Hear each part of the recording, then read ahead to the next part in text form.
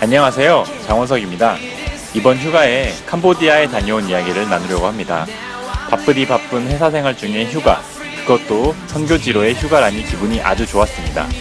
반나절 걸려서 캄보디아 시엠립에 도착, 내리자마자 열기가 느껴지는 날씨였습니다.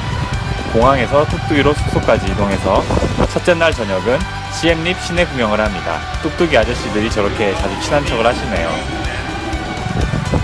두 번째 날 앙코르와트, 바이온, 따뿌롬 등 앙코르 유적을 갔는데요.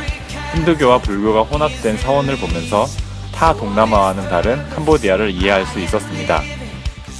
셋째 날 똠레사보스를 갔습니다.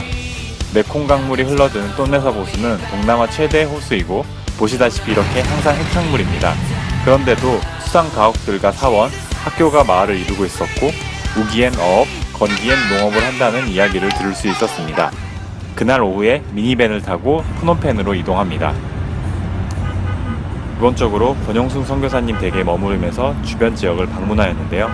전문인 사역과 MK 사역은 권 선교사님과 사모님의 사역, 고아원과 지역개발은 토론토 영락교회 파송 최석봉 엔천 선교사님 사역이고 마지막으로 꼬마비전센터라는 어린이 시설을 돌아보았습니다. 이곳은 프놈펜 중심가에 위치한 프놈펜 기술학교입니다. 기독교 단체와 기업의 협력으로 세워진 학교라는 안내가 눈에 띄네요. 잠실중앙교회 파송 권영순 선교사님이 교장, 박화빈 선교사님이 한국어 교사로 섬기고 계십니다. 그 외에 KMSC 소속의 목회 및 임희용 선교사님, 현지인 스텝으로 이루어져 있습니다. 매일 아침 기도회로 일과를 시작합니다.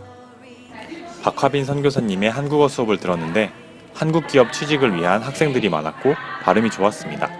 칠판에는 이렇게 성경 구절이 있어서 매 수업마다 성경 읽기로 시작하는 모습을 볼 수 있었답니다. 인도 나갈랜드에서 오신 선교사님의 영어 수업도 재미있었습니다. 이렇게 수업이 기본 사역이고 그 외에는 학교 강당에서 예배를 드리기도 하고 임의용 봉사로 섬기는 일도 하고 있습니다. 저도 학생들과 시간을 보내고 싶어서 풍선 아트를 준비해 갔습니다. 오후에는 사모님이 교사로 섬기시는 호프 국제학교를 방문했습니다. 마침 하교 시간이라 학교 곳곳을 조용히 둘러볼 수 있었는데요. 이 국제학교는 선교사 가정의 홈스쿨링으로 시작하여 현재와 같이 학생 400여 명의 큰 학교로 발전하였습니다. 캄보디아의 열악한 교육 환경에서 선교사 자녀 교육을 해결하는 중요한 역할을 하고 있으며 적정 학비로 국제적인 수준의 교육을 유지하기 위해 노력하고 있다고 합니다. 국제학교이기 때문에 교내 모든 활동이 영어로 된다는 점에서 캄보디아와는 또 다른 분위기를 느낄 수 있었습니다. 저녁에는 프놈펜 기술학교의 나갈랜드 출신 아도노 선교사님이 초대해 주셔서 교제하는 시간을 가졌습니다. 오는 길엔 시장에서 두리안과 리치 같은 열대 과일을 사와서 맛있게 먹었습니다. 이튿날 아침 최석봉 선교사님을 만나 고아원을 가는 날입니다. 고아원은 깜퐁스프라는 교회 지역이라 선교사님은 시내에 오신 김에 몇 군데를 들르셨는데요. 덕분에 아침부터 다양한 선교사님들과 수다를 떨며 즐거운 시간을 보냈습니다. 이곳은 프놈펜 바이블스쿨. 선교사님이 돌보던 학생 중 신학대 졸업생이 나와서 선물로 크메르어 성경 주석책을 사줬습니다. 점심을 먹고 본격적으로 깜뽕스프 시골 속으로 출발. 아무것도 없을 것 같은 이 비포장길을 한참 가다 보면 고아원이 모습을 드러냅니다. 생각보다 크고 아이들이 많아서 한번 놀랐고 이 외딴 곳에서도 우리와 같은 찬양과 예배를 드린다는 것에서 또 놀랐습니다.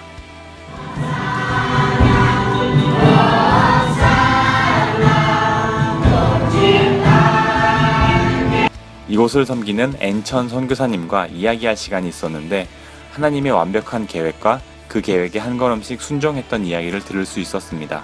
그리고 저녁엔 이곳으로 단기 선교를 온 필리핀 신학교 학생 4명들과도 교제하는 시간을 가졌습니다.